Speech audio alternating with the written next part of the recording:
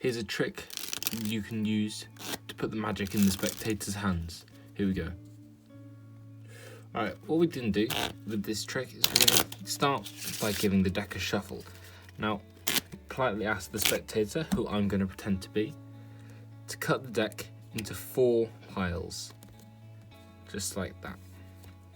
Now, this is all about cheating at cards, and it's a way that people cheat at cards. We ask the spectator to put the cards to the bottom, 3 cards to the bottom, and then take the top 3 and put them there, there, and there on the other 3 piles. We'll do it again.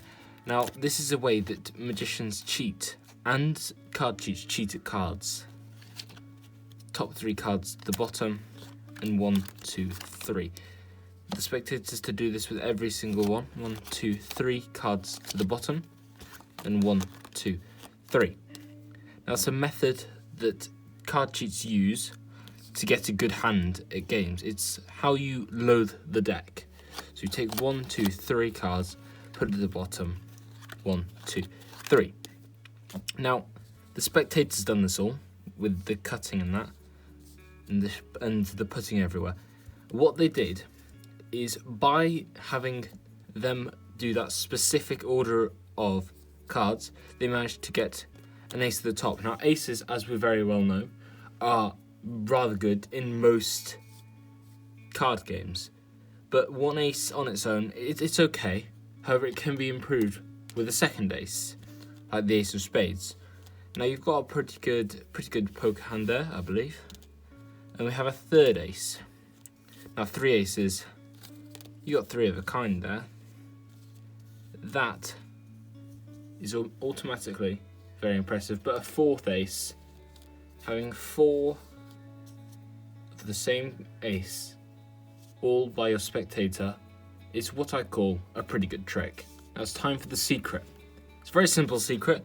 All you want to do before you hand the deck to the spectator, or even before you go to the thing, you need to take the 1, 2, 3, 4 aces and simply put them to the top. This may not look like it's doing anything, but when the spectator gives it the cuts, you start with the furthest one away from the little pile with the aces on top. So let's just put the aces face up just so you can see what's happening.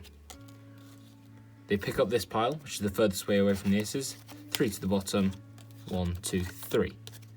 Again, 1, 2, 3 to the bottom, 1, 2, 3. There's now 2 on top of the pile with the aces. Go 1, 2, 3 to the bottom, 1, 2, 3. There's now 3 on top of the pile with the aces. Now if I take 1, 2, 3 to the bottom, now we have the aces, which they're just placing on top.